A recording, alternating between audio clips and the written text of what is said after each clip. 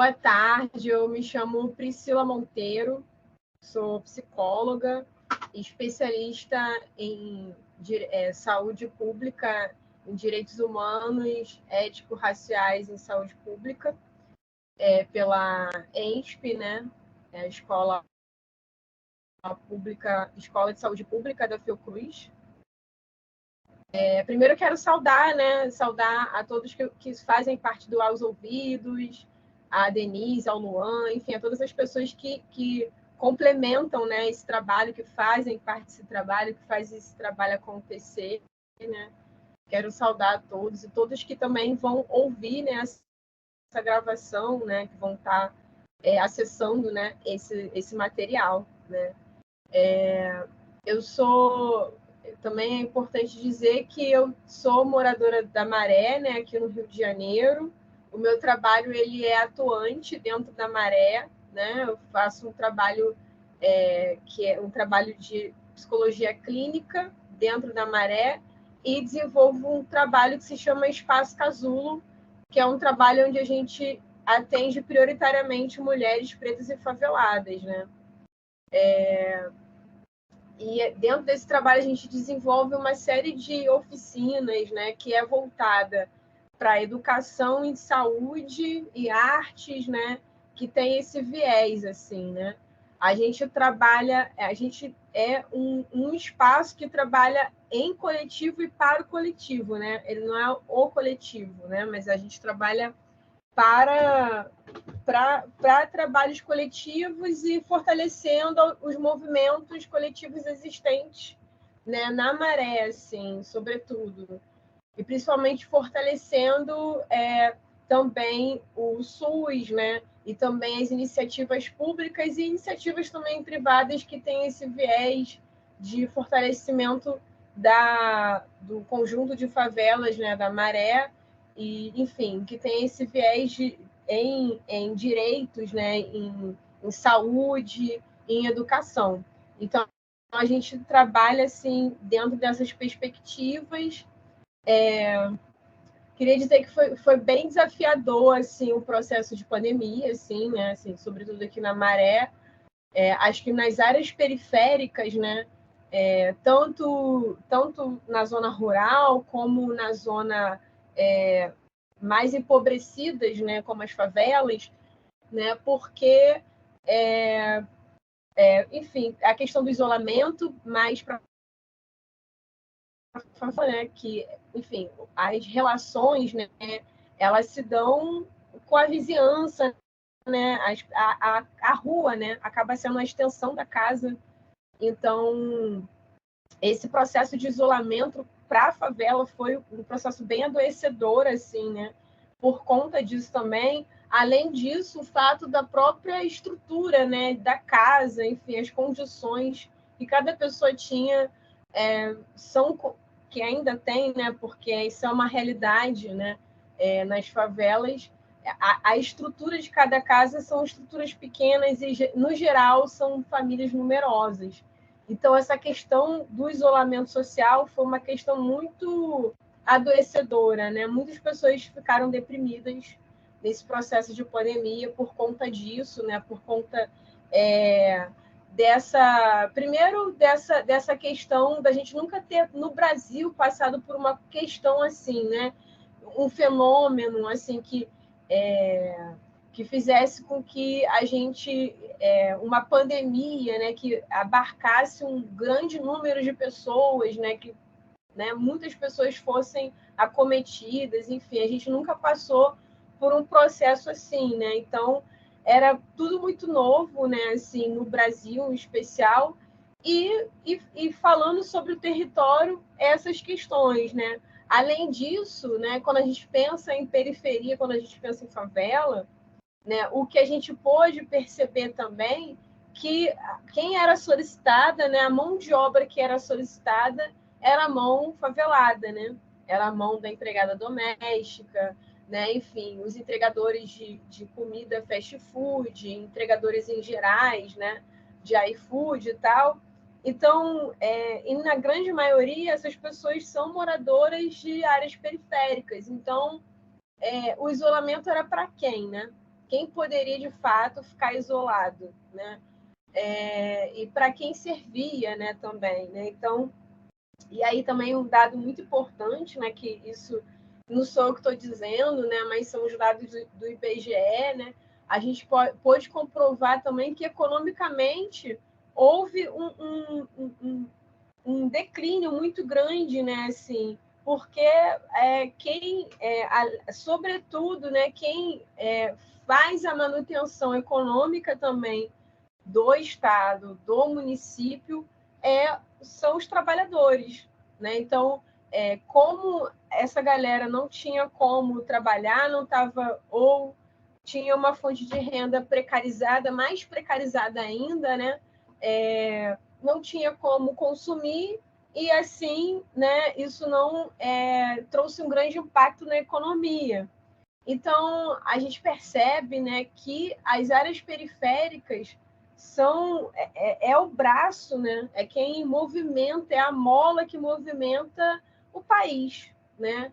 Economicamente, culturalmente. Só que, ao mesmo tempo, não houve todo o auxílio necessário para que essa população, né, pudesse ser acolhida e pudesse ter todo o auxílio necessário para enfrentar esse momento, né?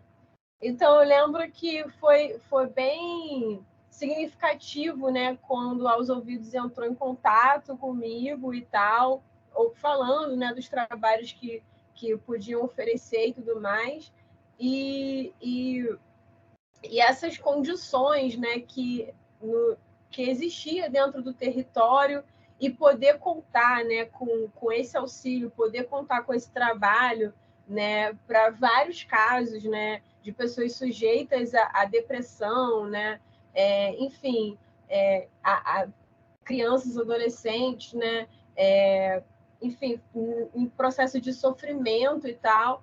Então, poder contar com esse trabalho foi essencial, assim, né, nesse processo, para a superação desse processo, né? Isso é importante pontuar também. E aí, um outro desafio que a gente encontra agora é o pós-pandemia, né? Porque eu acho que a pandemia nos ajudou a perceber que as questões raciais, as questões econômicas, sociais, elas já existiam, elas eram postas, né? Assim, quando a gente vê que uma das primeiras pessoas a falecer, né, foi uma empregada doméstica, uma mulher preta e tudo mais. Então, a gente observando, né, analisando o contexto da pandemia, a gente percebe que a gente tem grandes desafios pela frente, né? A gente e que esses desafios eles não foram postos pela pandemia, né? O racismo e a questão social, ela não foi posta pela pandemia. A pandemia somente ampliou ou colocou uma lupa, né, uma lente de aumento naquilo que já existia. Então, foi muito alarmante, muito significativo isso, né? Assim, então, aquilo que algumas pessoas achavam que era mimimi, né? Que era algo que um pequeno grupo, né? A minoria falava, né? E tal, a gente pôde perceber que não era bem assim, né? Que a gente tinha dados estatísticos, né? Mais dados estatísticos, e a questão nua e crua, né, posta na nossa frente, assim, né? E aí, pensando nesse pós, né, a gente tem, assim, porque o fato da pandemia ter, de alguma forma, ter sido controlada, porque é importante lembrar também que ela não foi controlada totalmente, né, assim, ainda existem casos, né, de coronavírus, ainda está voltando, né, pessoas com falecimentos aqui no Rio de Janeiro, enfim, porque as pessoas, infelizmente, foram bombardeadas, né, por uma série de informações que não eram verdadeiras, não eram fidedignas, né, não eram aliadas à vida, né, eram desinformações, né, do antigo desgoverno, né, porque, enfim, atravessamos um momento muito obscuro, né? Um momento muito terrível, né? E tudo isso tornou ainda pior, né, as questões que já existiam, né?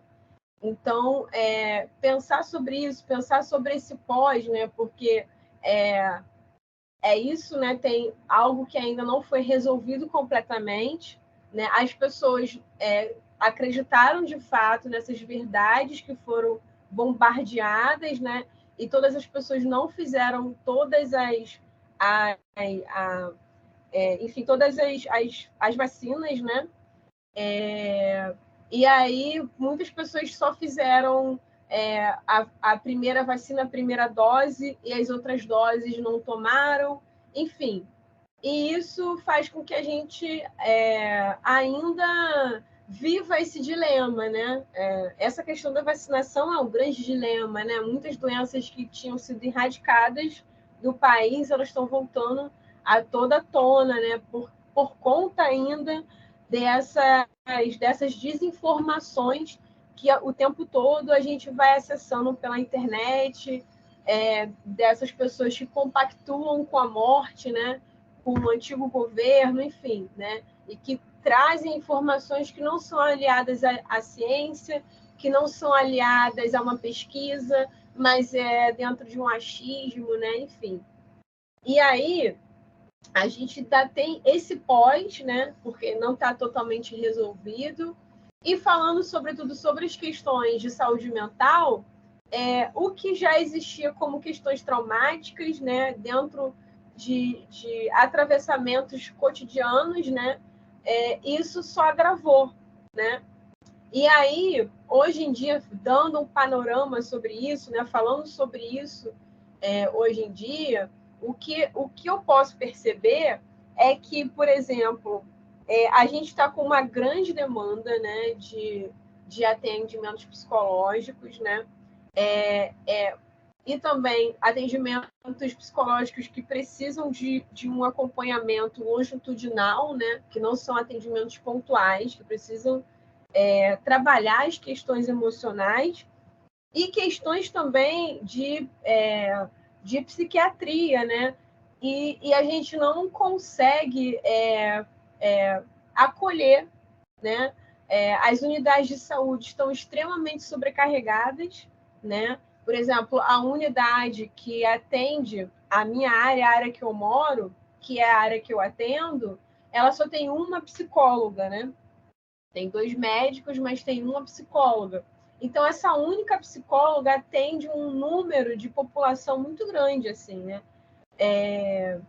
E aí, para esses casos, né, que precisa de um acompanhamento, né, que deveria ser, por exemplo, indicado, né, para o CAPS e tudo mais, acaba que não consegue ser acolhido, né? Não consegue ser acolhido porque acaba havendo uma banalização assim da questão em si, né? Do adoecimento. Tem algo aí, né? Assim, que é posto, que é pensar sobre a saúde mental. Obviamente que a gente não está dizendo aqui que a saúde mental ela vai se dar com o psicólogo e o psiquiatra, né? A medicalização, a gente não está falando sobre isso. Eu entendo que a saúde mental ela é um complexo, né? Ela tem a ver com moradia, tem a ver com emprego, tem a ver com bom salário, tem a ver com acesso ao lazer, tem a ver com uma série de outras coisas, boa alimentação, né? Tem a ver com uma série de outras coisas que remete à questão do direito, né? Do direito à vida, o direito a uma vida digna. E aí, o fato da pessoa não ter, né, todos esses direitos abarcados, garantidos, né, causa sofrimento mental, né? E aí isso vai chegando a um lugar de um extremo, né? Algo que poderia, enfim, ser resolvido, né, com pouco tempo e tudo mais, acaba virando doenças, né? E muitas das doenças, né, a gente consegue perceber também que tem a ver com uma somatização, né? Então, às vezes a pessoa está vivendo uma série de sofrimentos, né? Muitas das vezes tem a ver com esse sofrimento dentro de uma relação social, né? Como a questão do racismo, como a questão dos acessos, né? E aí isso vai somatizando até que vira uma pressão alta, né? Até que vira algo, questões cardíacas, né? Então, todas essas questões, né? Se a gente for investigar ao fundo, ela tem uma raiz, né? Ela tem aonde começa, né? Então, dar condições, né? Dar condições em que o ser humano tenha condições de dignidade, né? E garantia dos seus direitos é sim condições de saúde mental, né? Então, e aí é importante lembrar que ao mesmo tempo isso é importante e ao mesmo tempo todo ser humano tem direito a ter uma psicóloga, a ter um psiquiatra, né, a poder acessar esse serviço, né? Então, o que está sendo posto aqui é isso, né? Que para além disso, além de todos os direitos serem quebrados, tem também uma fragilidade que existe, né? Assim, dentro desse lugar do acesso à saúde, né? A gente percebe que o acesso à saúde digna e à saúde pública, ela não é a todos, né? Ou é de uma forma precarizada, ou se dá de uma forma precarizada. E diante desse contexto, né, pós-pandemia, não houve, assim, pelo menos o que eu estou percebendo, né? Acho que isso é algo que o atual governo precisa enfrentar, né? Que é olhar a questão da saúde mental, assim, né? Olhar como fazer para aluviar, né, as unidades de atenção primária, né? Com mais profissionais, contratando mais profissionais, e também trazer as periferias, as favelas, como lugar de suma importância para a existência do país, assim, né? Pensando até nesses dados que eu citei inicialmente, assim, né? Se a gente pensar o quão é importante, né, dar acesso, o quão é importante tratar o povo, né, com dignidade, o quão rico, né, o quão forte vai ser o país, né?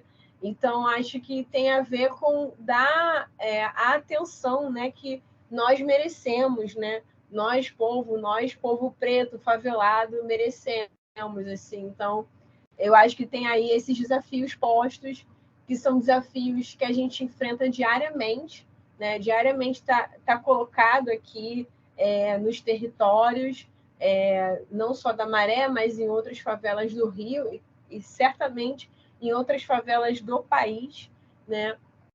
O que pode ser feito em relação a olhar a questão dos atravessamentos que foram colocados pela pandemia, ou que esses atravessamentos eles foram, na verdade, aumentados ou dilatados nessa condição, né? E que o fato disso, de alguma forma, ter sido controlado, né? Coloco aqui entre aspas, porque a gente sabe, enfim, que ainda não resolveu totalmente, isso não sumiu, né? As questões de saúde mental, né? Todas as questões que causam sofrimento, elas não desapareceram, né? Com a vacina, né? Os traumas, né? As perdas, afinal, foi mais de 1.500.000, né? Pessoas que morreram, né? Então são um luto, né? Assim, a gente viveu um luto significativo, né? o luto de pessoas que se foram, não só pessoas, mas a gente viveu durante um bom tempo tendo que ressignificar aquele momento ali, né? Então, isso é um outro luto também, né? E para onde foi isso tudo, né? Isso não desaparece, né? Não existe uma mágica, né? Existe trabalho que é feito, existe profissionais sérios, capacitados, que podem estar auxiliando enfim, e está fortalecendo nesse momento de superação e de passagem, né, dessa vivência de luto.